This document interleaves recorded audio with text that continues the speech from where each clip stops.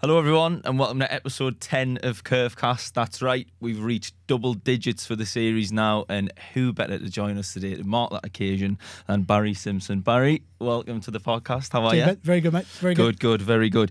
We'll not mess around then, we'll get straight into it today. Tell us a bit about yourself, Barry. Who is Barry? Can you share a bit about your journey and where you've got to today? Yep, so I enter the fourth decade now of recruitment. So that's a long time to have had a career in what I would class as a sector. Having grown up on a South London council estate and having to navigate that every day, I think that sort of stood me in good stead when it came to the world of recruitment, specifically in the 90s. Setting up a recruitment agency in the 90s was very lawless, very non-compliant. However, there was still a way of trading that we found very challenging. But I think given the mentality of the colleagues that I was lucky to have with me at the time, we were able to set up arguably one of the most successful IT recruitment agencies the market had seen. So in answer to your question, we set up MSB International in 1990. There were four of us at the beginning, and we all had different roles within that business. None of us had recruitment experience. So it was pretty much the yellow pages out, canvassing clients, going through the press, looking at companies that are advertising for staff and canvassing them and asking whether we could help fill their jobs, advertising those jobs, receiving CVs in the post, and making a scramble for what CVs we felt were relevant, sending those CVs in the post to the client, or in some cases driving to their door and giving them their CV physically. So we started MSB in 1990, and long story short, it took us 6 years to experience our ultimate goal, which was to take our company public and float it on the London Stock Exchange. So we went from the small number of people through to 2,800 contractors working for us. We had a market cap valuation of 250 million. And over such a short space of time, that was a huge achievement. And it's something that I look back on and find very, very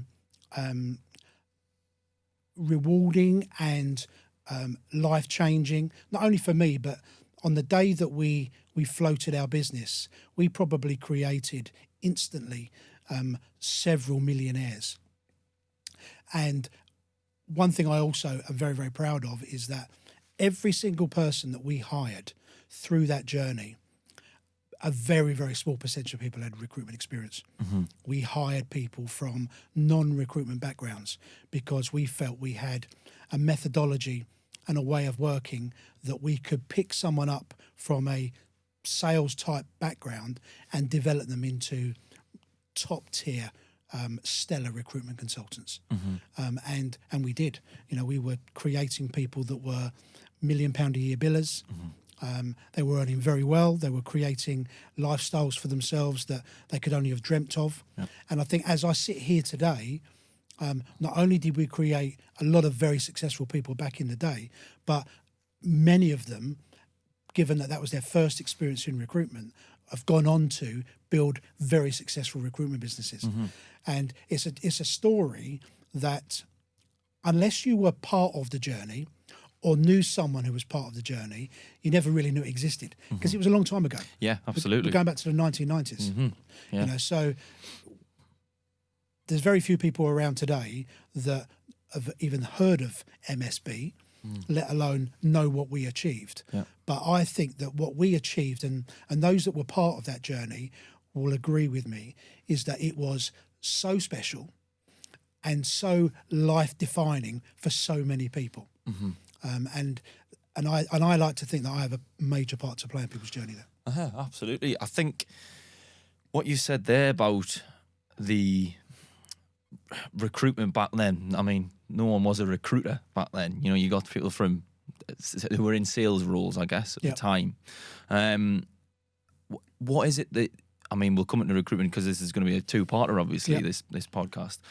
In the next one, we're speaking a little bit more about recruitment insight. But for those people specifically without that recruitment experience, what is it that you look for in those who are coming into a business? What do they need in order to succeed, do you think? Well, I think in all good businesses, you need good people, or the right people with the right mindset and the right energy.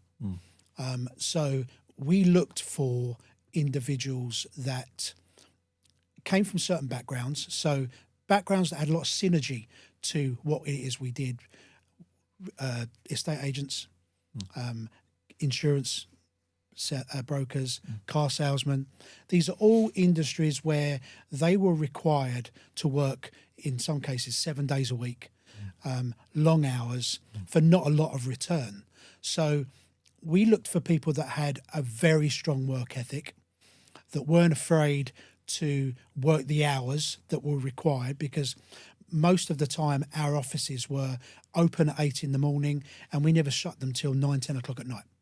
And the common denominator within our businesses were our offices were full up Monday to Wednesday every week, and Saturdays and Sundays people were in the office.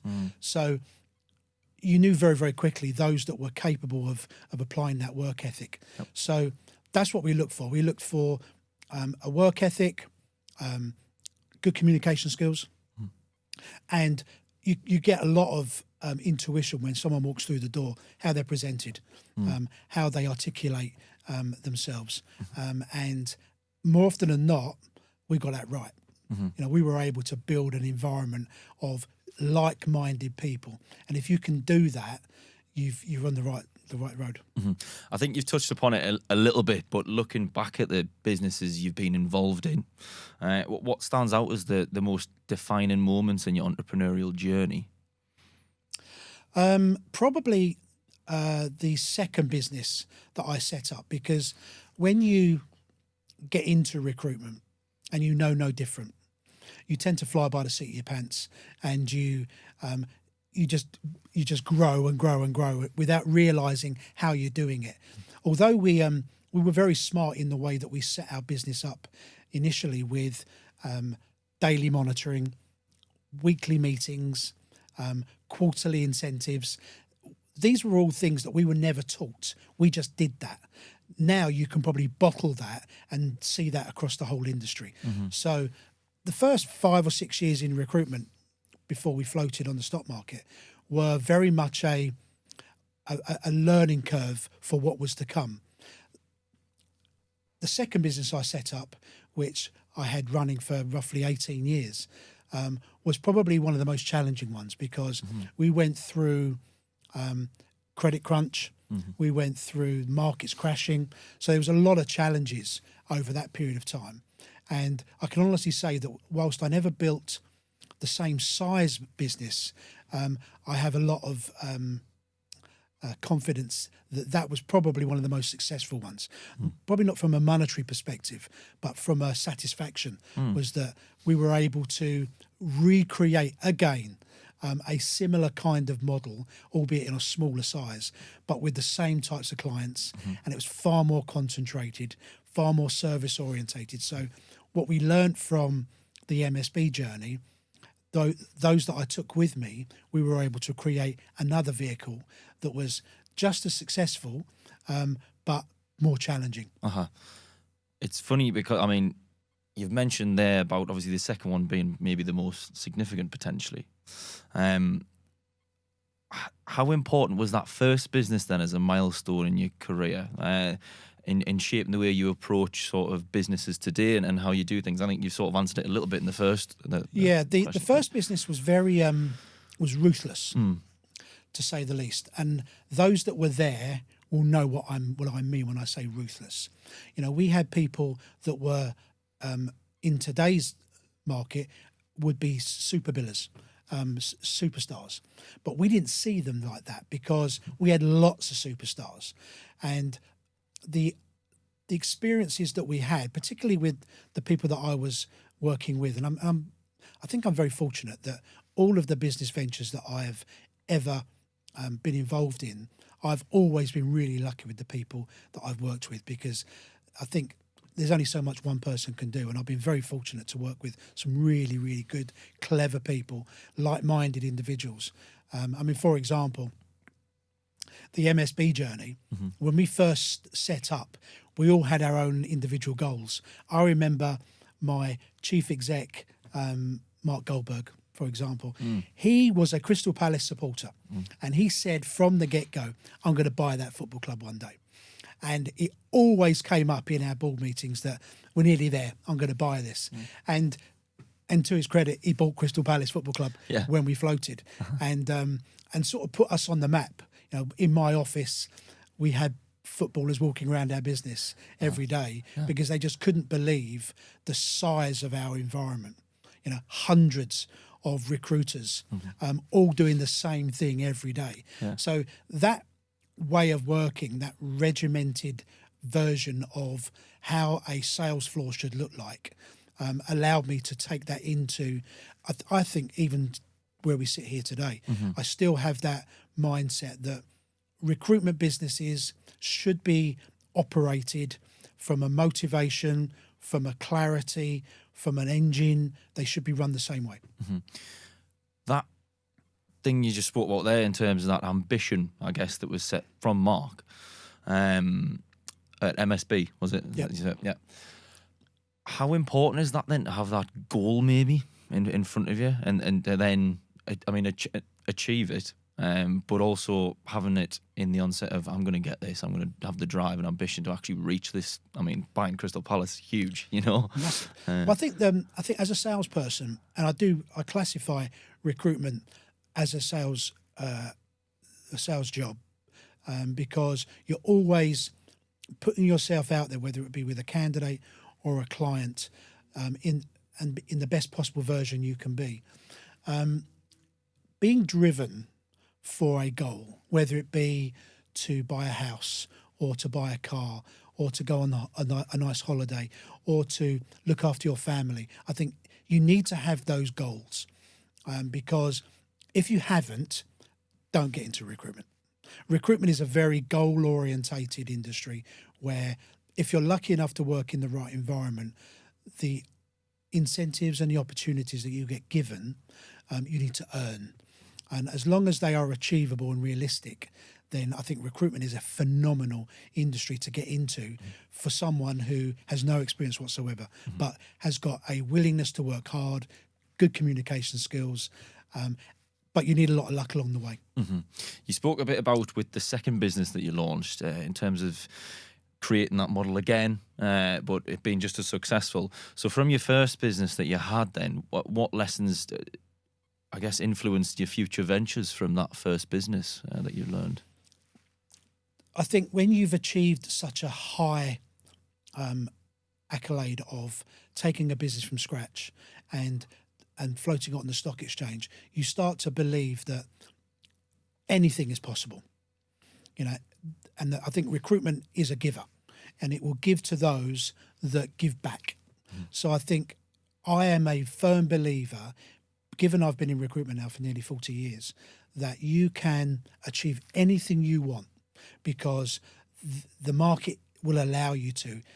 And as long as you're in the right environment and it's structured correctly, which is something that I took from MSB, was that the daily governance and compliance of making sure that these kinds of individuals stay on the straight and narrow every day, do the same things every day, allows you to build and scale a business successfully.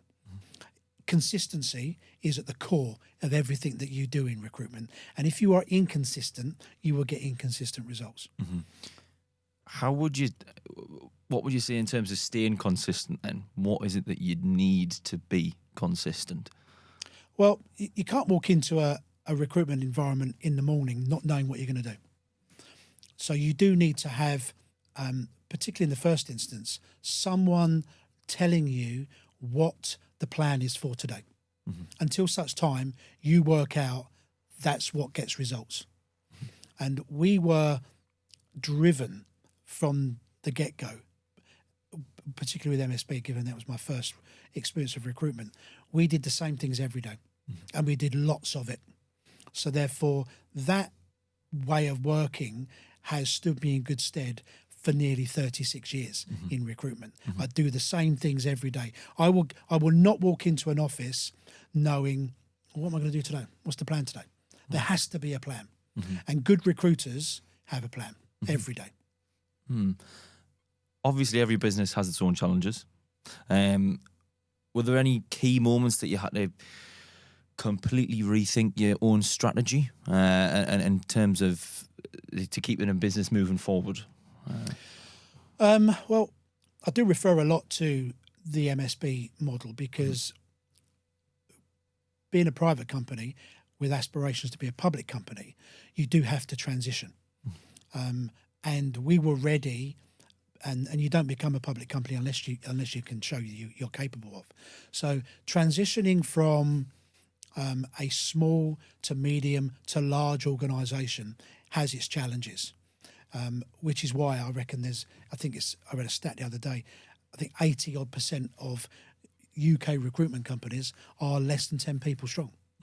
Now, whether that's indicative of more people wanting more of a lifestyle business as opposed to the challenges of growing a big organisation, I don't know. But I think there's a story to be had that if you want to grow from 10 people to 20, then you have to change your business model. If you want to grow from 20 to 30, you have to change your business model. And with that, you have to start creating succession planning. So it can't just be around one individual's opinion or way of working. You have to have other people on the journey with you to make this successful. No, go on, sorry. No, go on. I was just going to say, in terms of that, rethinking your strategy, it's actually sort of... it's like you have to be sort of planning ahead at these different stages, don't you? It's not like you have to wait and say, oh, maybe this isn't working right. You have to know maybe that 10 and that 20 in terms of growth. You've got to have something in place already, really. Yeah. Well, anticipation in any business is key. And that's why you need the leader or the leadership team to constantly be assessing performance, capability, market forces, so that you can be ahead of that curve when the challenge arises. Now, market conditions you can never foresee 100%, but you can anticipate a lot and make sure that you adapt and you pivot when you have to.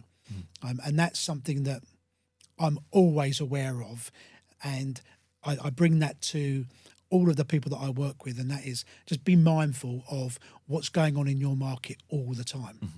And we drove that every day. Do you think during your time, obviously as in the businesses that you have, that reactivity in terms of being reactive to things and being quite adaptable is quite a key part in the role? Yeah, absolutely. Yeah, I think if you don't adopt a flexible capability within your business plan, sometimes you can be too rigid and it just doesn't work. I think you have to rely upon the people that you've got working with you to bring market intelligence so that you can act upon it if you think you need to act upon it. Clients change direction. Economies change direction. So you have to adapt to all of those moving pieces. But one thing you've got to stay true to is that although market forces may change, your way of working, you have to believe in it.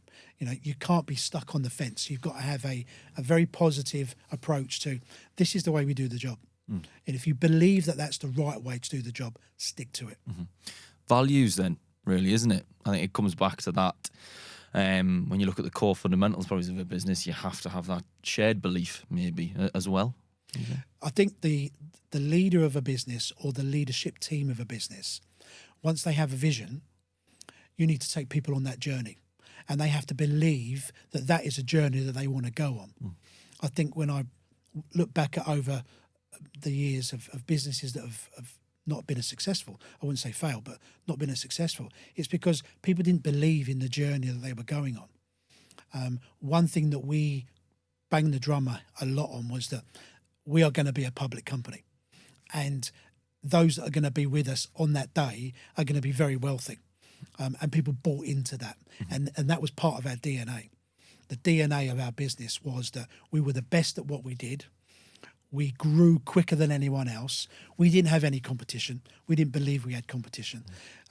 We didn't have anyone to copy. We made it up as we went along, and most of the decisions we made were successful ones. Culture, and really, is there a big push that you'd see on making sure that that's right, that that's spot on in the businesses that you run? I think the way people behave, good behaviour, obviously, the way people behave and the way that people rock up to work every day is a DNA that you drive into the business from the top down. You know, timekeeping, presentation, work ethic, all of that is part of the DNA of a very special culture. And every business that I've ever been part of, I look back and think there was a strong culture running through them, a strong DNA of personality. And clients like that. They like to deal with companies that knew who they were. And in every business I've ever been part of, we've always known what we were and what we were good at.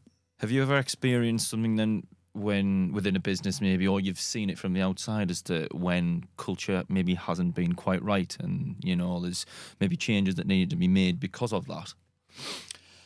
Well, I think in a recruitment business, you need to have a combination of the good things and the bad things. And the bad things tend to be, what are the consequences of either bad behaviour, bad performance?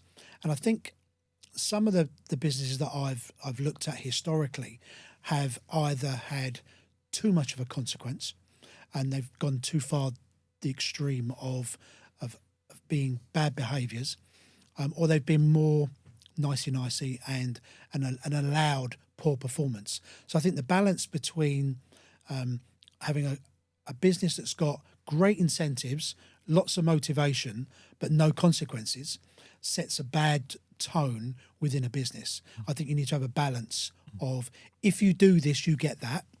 If you don't do this, you get that. So that carrot and stick mentality needs to exist in a controlled way.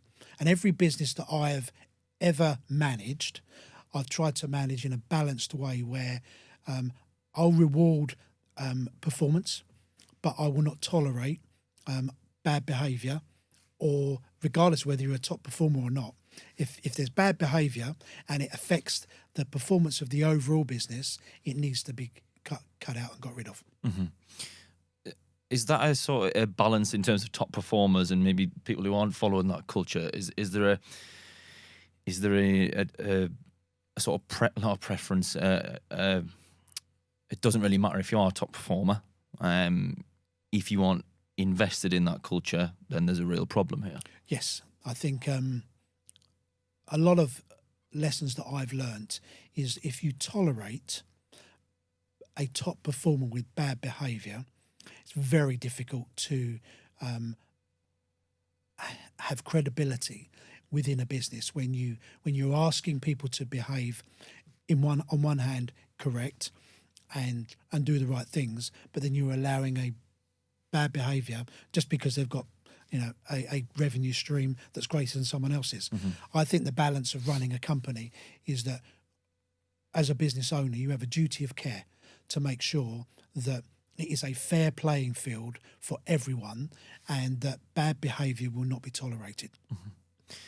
Move on a little bit now then. Obviously, we've spoken a little bit about recruitment there, but in terms of your experience in FTSE-floated businesses and the public market itself, how does the operational mindset, would you say, differ between FTSE-floated businesses and privately held companies?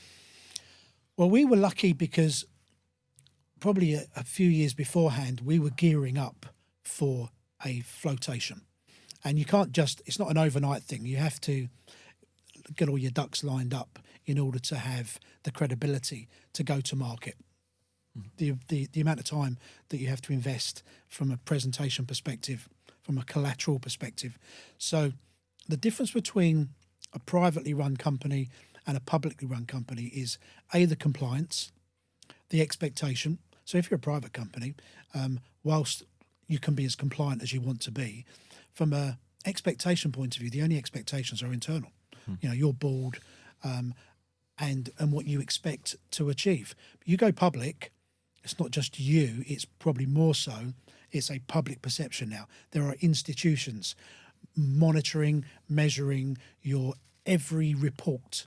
So you have to all of a sudden become very, very aware of managing market expectations, whereas internally, when you're a private company, you can say things like, well, we're going to achieve this. And if you don't achieve this, it doesn't really matter. You say something to the markets that you're going to go and achieve this and you don't, then it does have an impact on a lot of people that are potentially not even related to the business. I mean, for example, when we floated, we were a very young board with zero experience of running a public company. We were told that we had to invest in more senior, experienced individuals to come onto our board, to give us a balanced view. So if we had a board meeting, it wasn't just 4 or 5 young guys having a crack. There was 4 or 5 young guys trying to have a crack, but 4 or 5 oldish guys saying, come on guys, rein that in.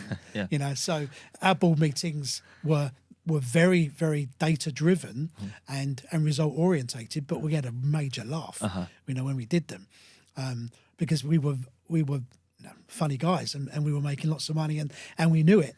But when you go public, that seriousness has to be injected into the way that you run a business, because there are pension funds and the like reliant on that business delivering the results it says it's going to deliver. How did you adjust to that change then? Would you have expected it at the time, or did you need to be in that environment to understand the seriousness, like you said? Yeah, I think we floated in '96, and I was only really with the business for 2 years longer. So the overview of the involvement of how we went from private to public, I probably had a couple of years of experiencing it, but it was dramatic. It really was dramatic. Our ability to make changes was stifled. We couldn't make the changes that we used to make. We couldn't pivot as much as we used to. Everything had to be done in a far more controlled fashion. There was and the whole dynamic of the business changed, from being a privately run, fun organisation that could do whatever it wanted to do within reason, to a now public company. Changed the whole dynamic of how we behaved and how we were perceived. I guess with that then, there's definitely lessons to be learned in that about managing growth and investor expectations in the public markets. How did you manage those, and what lessons have you learned now going into that public market potentially? You grow up very quickly. And I think probably the transition, bear in mind we were all like early 20s, mid 20s when we were growing MSB, you do grow up very, very quickly. And you start looking at things in a far more calmer, controlled way. So I think what I bring today is a more balanced view. Whereas when you're growing a business at such an aggressive rate, I wouldn't say that you're complacent, but you tend not to care too much about the consequences of how you build the business. Whereas when you transition from, I'm not saying we weren't a serious business, but becoming a public company, you have to all of a sudden become very serious. So the challenge then is changing from a young guy to a young man to a public holder of office. Level of maturity potentially as well, maybe in terms of, you just said you have to grow up very quickly. Maturity, I mean, did that come into it quite quickly? Yeah, it did. Yeah, so being early 20s in recruitment, and I had a young family at the time, the reliance on me to put food on the table was minimal. But as you get bigger, both from a management perspective, you start to realise that it's not just about the food on your table; it's the food on other people's tables. So the growth of you as an individual was, when I look back from what I was like to what I ended up being post flotation, is just a transformation. Mm-hmm. You know, you, the acceleration of growth in you as a person is just phenomenal. Again, that adaptability, I think, and you probably have to do that quite quickly, is what I'd assume. Yeah. Well, I revert back to my youth when I was growing up on a council estate in the 70s and 80s. You do have to adapt to the navigation of walking through a council estate and the people that you would encounter. So you grow up very, very quickly. So you've got your youth and your schooling where you're growing up, assessing what's around you. But professionally, it's the same concept. You start off as this child in recruitment, and you end up being this man in recruitment, and you forget what that looked like in between. All you know is what you were and what you are, and that just continues. So every environment I've ever been in is like starting again, with the knowledge that you've got from the previous episode. You know, so the other venture I had before I joined the KERV group was probably my first employed role, where I came in to do a specific job as an employee. Prior to that, I was always a business owner. And I look back at that as an experience of, it was a challenge. And again, I met a very interested individual who inspired me to join that company. And when I joined that company, the reason that I felt it was the right time for me was the people that were there were exceptional. You know, in each department, the quality of the individuals was exceptional. And all I had to do was bring my skill set to that environment and make it even more exceptional. And having joined that company in November 2018, and with the view, and that was a goal, the chief exec and the management team, we wanted to sell the company. So the challenge was, how do we create an environment that is sellable, that someone would come along and say, I want to buy that. And 18 months later, we sold the company to a big PLC. And when I look back, that was an amazing experience, because it was something that I'd never done before. Same market, recruitment, financial services, but a different way of working that, again, was a challenge, but made me an even better individual. When you think you know most of what you know, something comes along and you think, you know what, I'm starting from scratch here. But you have to lean against all of the experiences that you've been through to give you the best possible chance to be the best version of yourself. I'm going to come back to that experience side of things then. Obviously, you've mentioned there, not just professionally, but where you've grown up on that council estate and whatnot. Yeah, how much has that attributed to you today, outside professionally? You talk about that growth and that mentality about being adaptable. How much has that influenced career-wise? I think it's defining, actually, because and you can never really recognise it until you take time to realise, why have I experienced the success that I've experienced, when educationally, theoretically, I had no right to be in the places that I found myself in. So I think that my growing up taught me a lot of things of how to respect people, how to chameleonize yourself when the time is right, navigate very tricky situations. All of these things, I think, hold you in good stead when it comes to running a business, navigating people's expectations, demands, confrontations. You know, that I had that from the ages of 5 through to 16, growing up where I grew up. Had that every day. Deal with these situations, and subconsciously you bring them back into your way of life. Do you look for that then, in terms of if you're maybe looking to start a business with someone, or you're looking to hire certain people? Is it life skills quite important, would you say then? I think it is. I think if you've got a history, albeit whether it be negative or positive, it helps. I think it's an experience that you cannot, you can't be specific about how influential it is. But when I look at all of the successful businesses that I've been part of, the teams that I've worked with, the people that I've enjoyed working alongside, have all had a story, and all been on a journey of some sort. And you look at that what I would call the scars on their back make them the person that they are. And I think it makes them more interesting, which is why when we were hiring, I would much rather look at someone who has had a tough time, needs an opportunity, and will take that opportunity with both hands and run with it. They tend to be the most successful people that I've ever worked with.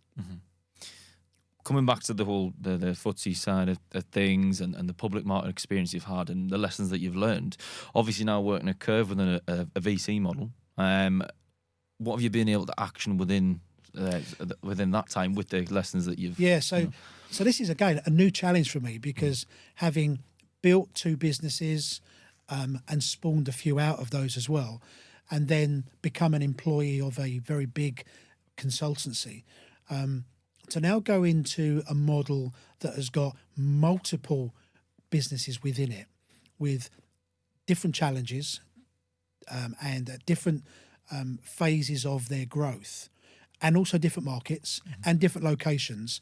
This is probably the one of the biggest challenges I think I've faced, because you've got different aspirations of people at different stages of their lives. And that's the thing that really excites me, because you've got young guys that all want to go on a journey. They're all bought into this lifestyle fact that if I work hard, I get the rewards. And then on top of that, the guys at the top, so the Kevins, the Stewarts, the Andys, all of those guys, as successful as they are, and they are very successful, they've still not experienced the incentives, the glory that I think I can give to them. And the thing that really inspires me is that they're all really good people with great skill sets. So again, I'm attracted to environments and people that are like-minded, that are ambitious, that are smart, not necessarily educationally, but intellectually smart. And I think the KERV business model has got all of the ingredients to be really successful. And it's different because, as I said, it's got multiple businesses under the umbrella.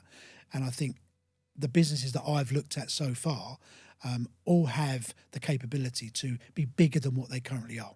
The question that I ask these individuals is, what's their ambition? What's their goal? Because I think one thing that has changed over the years is that not everyone wants to sell a company. Very few can float a company on the stock market nowadays. So what is the next best thing? Well, it's having a lifestyle that the work operation can give you, that can facilitate that. You can earn well, live well, and look after those that are closest to you. With the people at KERV, then, can you see some of your own characteristics in the people from KERV as well? And is that why obviously you potentially come in as you have? I see a lot of people that have got either 6 months experience or a year's experience, so I can sympathise with what's going through their mind when they walk out the door every day, and have they achieved what they thought they were going to achieve, through to the business owners that are experiencing growth pains from going from 5 employees to 10 employees. So yeah, I can see a lot of similarities in what it takes to grow a business through the employee growth rate. So, and everyone gets carried away with the thought that more employees equals more profitability. It doesn't necessarily mean it has to be that way. But I think if you want to get some form of release from your day-to-day activity, you do need to have more people within a business.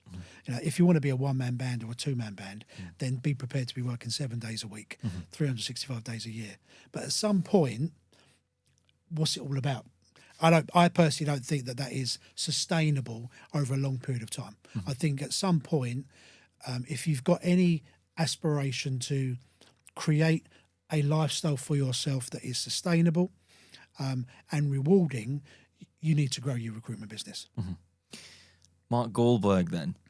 Obviously, you mentioned him at the start of the podcast. I really want to speak to you about your relationship with him and why he's such a standout figure within the recruitment industry. Yeah, so Mark, when I look back, actually, at every single job I've ever taken, there's always been an individual who I would probably say I followed. Mark is a very interesting character, and he and I are very fond of each other, and we go back many, many years, and we've had lots of experiences together. But Mark was a visionary. To create a business model in MSB from scratch with the ideas that he had, what he did very well was he surrounded himself with people that could execute. I was one of those. But yeah, Mark is had lots of ideas. He was a risk taker. He more often than not made the right decisions. So you know, Mark is a figure that I think is underestimated, because I think what we achieved in the 90s, as much as people may profess to have done similar things, I don't think anyone will ever do what we did. And I think Mark was a major part of that. And I think that sometimes goes under the radar. Those that knew Mark in the early days will know how influential he was in getting the model set up. And what he then allowed us to do, he empowered us to go and accelerate it and execute it. He had an ambitious dream to buy Crystal Palace. Now, for me, my ambitious dream is to buy Sunderland. Realistically, I don't think it's going to happen for me. Yep. But Mark did it. He put obviously on Flotation. He put the business on there for $250 million. I think it was valued at. Yep. From your perspective, what was that journey like for him? What lessons can be drawn out of that from what you've observed and seen from there? I think that be careful who you surround yourself with, because history will say that Mark bought Crystal Palace with the very best intentions. However, he was surrounded by people that didn't necessarily have the intentions that he had. And again, only those that were closest to him will know what that means. But I think his goal was always to buy Crystal Palace.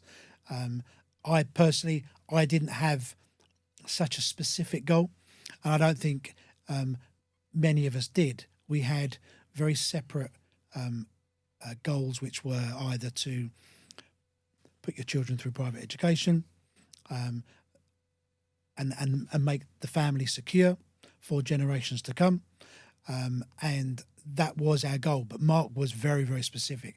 I recall walking into the office in 1990 and him saying, "One day I'm going to buy Crystal Palace Football Club," and he lived his dream. You know, and I don't think, regardless of what happened thereafter, it would have changed much. I think when someone says something like that to you, because I mean, if I told my mates I'm going to buy Sunderland, there's a bit like, well, all right then. What was it that was different about Mark then to drive that ambition, that belief, would you say? Well, I think we were very. One thing that I would like to say is that we were very lucky, given the markets and the cards that we were dealt. So I think you can say, well, one day I want to buy Sunderland Football Club, but do you have the vehicle to be able to go and do that? And realistically, you probably don't. We were very lucky that we created a vehicle that somehow generated enough income for him to go and experience that dream. And like all of us, but we we were aspirational. When we first kicked off, you know, we were good talkers. You know, we wanted to do, you know, great things. And little by little, we slowly started to build 4-man into 8-man, into 12-man. And it just began to roll. One thing never changed was the monitoring, the governance, the way that we held each other accountable, the target setting, the incentives. We never changed any of that. We just added more people to the process. And before you knew it, it probably took us 3 or 4 years to get into position A, and then all of a sudden, boom, it just accelerated. You know, I think at one point we were the London Borough of Bromley's second biggest employer next to the council. We couldn't get enough people through the door. We couldn't hire enough people. You know, we were scrambling for, you know, every week we had to have 5 to 10 starters because the business model dictated that. You know, when a team leader got to a certain size in revenue, it was, I want more people. Yeah, You know, it was just the way it was built. You know, and we had to feed that energy with, well, we just need to hire more people. You know, so what that brings then is you've got to hire more people in HR. You've got to hire more people in onboarding. The whole thing started to get bigger and bigger and bigger. So more sales had to dictate more back office. Looking back then on what impact do you think that Mark's achievements, both in recruitment and beyond, had on the industry, and is that an inspiration for you in the way that he went about that? Well, I think the Mark being the figurehead at MSB created opportunities for people that knew no difference. So it was their first job in recruitment. So I think the legacy of all successful recruitment companies, particularly in the 90s, led to lots of successful people to this date. People that have gone on to either sell companies or grow companies, but create lifestyles for themselves and their families. So I think the legacy of MSB is that it has created many, many, many entrepreneurs and recruitment success stories. Having worked with Mark obviously so closely and seen his career evolve, what do you think set him apart as this inspirational figure, I guess, both as a business leader and entrepreneur? He was relentless. Yeah. You know, I think when you look at successful people, particularly in the recruitment industry, they are relentless, they are resilient, they are tenacious, they are all of those things all rolled up into one. And what they leave behind them is chaos. And then what you hope is that there are people behind them that are capable of picking those pieces up and turning them into success stories. You know, and what Mark was very good at was creating opportunities. You know, and the management team that we had around us, we picked those up and we monetized them. You know, and I think when you grow at such a pace, it's really, really important that you start empowering other people to experience that journey, rather than keep all of the cards under a short or a small group of people. Now, the structure that we had was we had a board, and below that we had an operational board, and below that we had division directors, and below that we had division managers, and below that we had team leaders, and below that we had consultants, and below that we had resources, and on the periphery, we had contract management, we had accounts, we had timesheet management, we had contractor care. So we actually, and this was before we floated. Not much then. No. So we built that model, and it was fit for purpose. You know, and because of that, we were hiring brothers and sisters and nephews and cousins and uncles. You know, word got round that there was this machine in Bromley creating this noise and wealth. You know, you look in our car park, the cars that were in our car park.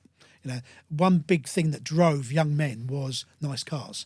You know, and we had an incentive that if you got to 30 contractors out, you can have a car to the value of 30k. Well, in 1993-94, a 30 grand car got you, you know, a Ferrari or a Porsche or an Aston Martin.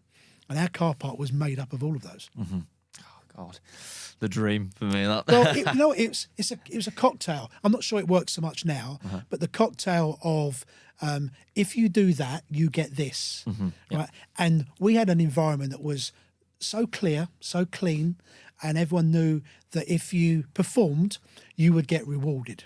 But the opposite to that was if you didn't perform, you'd be leaving. Absolutely. I'll bring a focus back to KERV now. Why did you join KERV in the first place? So Kevin, the chief exec, who I've known for a few years, he and I have been discussing for a long time the model that he operated and the success stories that he had. The first thing I said to Kevin when we were talking about value, what do you want to do with this business one day? And he didn't quite know specifically, but he wanted it to be as successful as it could possibly be. And one thing I love about Kevin is that he's probably one of the most sincere people I've ever met. Highly successful, but a very giving individual. One thing that the business lacked was it didn't have much contract revenue. It was a very successful permanent operating model, and there's nothing wrong with that. But personally, walking into a recruitment business every month, starting from scratch, having to generate perm fees to cover costs, keep the lights on, is okay. But if you've got a contract revenue coming through the door, it allows you to do things. So Kevin and I were talking a lot about introducing a contract model within all of the joint ventures that they had. So in the very short space of time, we set that up. So what attracted me was the opportunity to build again a successful model based around contract. And it doesn't have to be any specific location, but the beautiful thing about the KERV model is that we can go anywhere we want in the world. With the partnerships that we've set up now to facilitate our contract growth, we are now set for growth from a very, very strong platform. There is not one business within the KERV group that has not experienced some levels of success. But with the injection of my knowledge and my marketplace awareness, well, the growth is incredible. Exciting times. Why should anyone else join KERV then, from an outside perspective, looking in? Well, I think if you want to join a company where there is multiple people with varying skill sets, mine being I can take you on a journey from a small one-man band to a sizable organisation. I can introduce contract opportunities into your business through to others that have got other skill sets. I think the KERV model has got the type of personalities and the experience that can allow anyone who's got a recruitment journey aspiration to join a company that will facilitate everything that is you need. What's next for you at KERV then, Barry? If I can, my legacy, when it's all said and done, I would like to think that I made a difference to every individual's life. And all of the businesses that I'm involved with, I take a very, very keen interest in the development of every single person, regardless of whether they've been doing it for 6 months or 6 years. So short steps first, or small steps first. Let's take all of the businesses from where they are right now to a place that they've never been before, from a revenue perspective, from a culture perspective. So I think my input into the KERV group over the next 6 to 12 months is going to be to improve revenues. So my role now as Chief Revenue Officer is to make sure that we have got the right size, the right shape businesses to facilitate growth. Well, Barry, I'm all out of questions for the first part. Yep. But we have got another part coming out after this, which focuses more on the recruitment side of things and insight. Not that you haven't given much insight here. It's been fascinating. I could speak for hours if we could. Yep. But you've obviously provided the listeners and viewers with so much to take away. So thank you very much for coming on, Barry. Pleasure. Appreciate it. Thank you. Pleasure. Bye. Cheers, Ben.